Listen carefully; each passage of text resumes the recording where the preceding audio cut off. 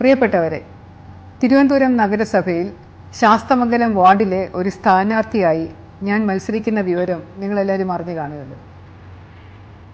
ഇതിനോടകം തന്നെ പ്രചാരണം നല്ല രീതിയിൽ പുരോഗമിക്കുന്നുണ്ട്. അതോടൊപ്പം എനിക്കെതിരെയുള്ള വളരെയധികം അപവാദ പ്രചരണങ്ങളും നടക്കുന്നുണ്ട്. ഇതിനെതിരെ ഒന്നും പ്രതികരിക്കേണ്ട എന്ന് ഞാൻ വിചാരിച്ചിരുന്നതാണ്.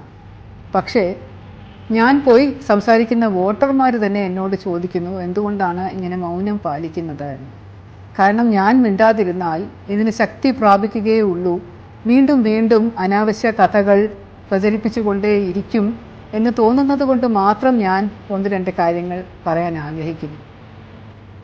ഒരു IPS ഓഫീസർ ആകുന്നതിന് മുൻപ് ഞാനൊരു റിസർവ് ബാങ്കിൻ്റെ ഉദ്യോഗസ്ഥയായിരുന്നു. അതിനു മുമ്പ് ഞാനൊരു കോളേജ് അധ്യാപികയായിരുന്നു. അതിനു മുമ്പ് ഞാനൊരു ട്യൂഷൻ ടീച്ചറായിരുന്നു. വളരെ താഴേക്കുള്ള ആൾക്കാരിൽ നിന്ന് തുടങ്ങി കഷ്ടപ്പെട്ടിട്ടാണ് ഞാനൊരു IPS ഓഫീസർ വരെ ആയത്. അപ്പോൾ എന്നെ ഏൽപ്പിച്ച കർത്തവ്യങ്ങളും അതിനു മുമ്പുള്ള എല്ലാ ജോലികളും ഞാൻ 100% സത്യസന്ധതയോടുകൂടി ആത്മാർത്ഥമായിട്ട് എൻ്റെ മനസ്സാക്ഷിക്കനുസരിച്ച് പ്രവർത്തിച്ച് എല്ലാവർക്കും നന്മ കൊണ്ടുവന്നിരുന്ന ഒരു വ്യക്തിയായിരുന്നു ഞാൻ എന്ന ഉത്തമ ബോധ്യം എനിക്കുമുണ്ട്. എന്നെ അറിയാവുന്നവർക്കെല്ലാം അത് അറിയുകയും ചെയ്യാം. പക്ഷേ ഇപ്പോഴും പഴയ ചില കാര്യങ്ങൾ കുത്തിപ്പൊക്കി ഞാൻ അത് പറഞ്ഞു ഇത് പറഞ്ഞു, അത് വലിയ തെറ്റാണ്, അതാണ് ഇതാണ് എന്ന് പറഞ്ഞ് കാണിക്കുന്നത്. ഒരു നല്ല സ്ഥാനാർത്ഥി പഞ്ചായത്ത് തലത്തിൽ തന്നെ തിരഞ്ഞെടുപ്പിന് നിൽക്കുമ്പോൾ ചില പാർട്ടിക്കാർക്ക് തോന്നാവുന്ന അസഹിഷ്ണുതയാണ് എന്നാണ് എനിക്ക് തോന്നുന്നത്. അവർക്കത് സഹിക്കാൻ പറ്റാത്തത് കൊണ്ടായിരിക്കാം, പരാജയ ഭീതിയിലായിരിക്കാം ചിലപ്പോൾ എന്നെ ഇകഴ്ത്തി കാട്ടാൻ ശ്രമിക്കുന്നത്. ഞാൻ മത്സരിക്കുന്നത് ആർക്കും എതിരെയല്ല.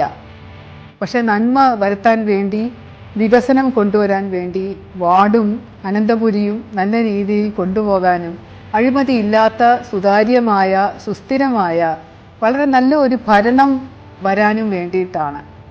എൻ്റെ ശത്രുക്കൾ, എൻ്റെ എതിരാളികൾ കാൻഡിഡേറ്റ്സ് ഒന്നും അല്ല.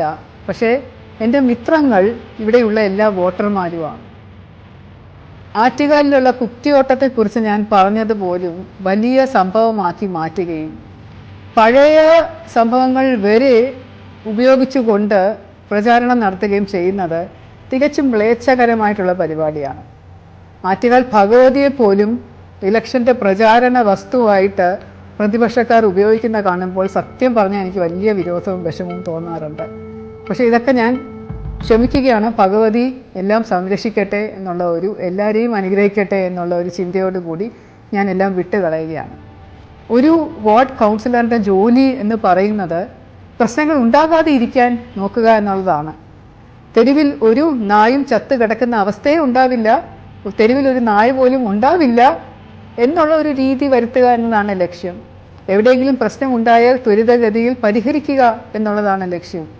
ഇവിടെ മെച്ചപ്പെട്ട സൗകര്യങ്ങൾ ഉണ്ടാക്കുക, കുടിവെള്ളം ലഭിക്കുക എല്ലാ സമയവും, റോഡുകൾ പൊട്ടിപ്പൊളിയാതിരിക്കുക, പൈപ്പ് പൊട്ടാതിരിക്കുക, എല്ലായിടത്തും സ്വച്ഛമായിട്ടുള്ള വായു എത്തുക, മാലിന്യം ഇല്ലാതാകുക, തെരുവ് വിളക്കുകൾ എപ്പോഴും കത്തി നിൽക്കുക, ഇതുപോലെയുള്ള കൊച്ചു കൊച്ചു കാര്യങ്ങൾ തൊട്ട് പുതിയ പുതിയ നയരൂപീകരണങ്ങളും വികസിത തന്ത്രങ്ങളും വളരെ നല്ല രീതിയിൽ പ്രവർത്തിക്കുന്ന ഒരു ഭരണയന്ത്രവും അനന്തപുരിക്കായിട്ട് ഉണ്ടാക്കി കൊടുക്കാനായിട്ടുള്ള ശ്രമത്തിലാണ് ഭാരതീയ ജനതാ പാർട്ടി.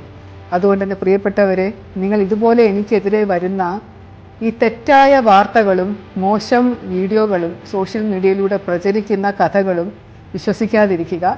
ഞാൻ എപ്പോഴും നന്മയുടെ കൂടെ മാത്രമേ നിന്നിട്ടുള്ളൂ, നിങ്ങളോടൊപ്പം മാത്രമേ നിന്നിട്ടുള്ളൂ, നിങ്ങളുടെ ഉന്നമനത്തിനായി എപ്പോഴും ഞാൻ നിൽക്കും എന്ന വാഗ്ദാനത്തോടു കൂടി ഞാൻ നിർത്തുകയാണ്.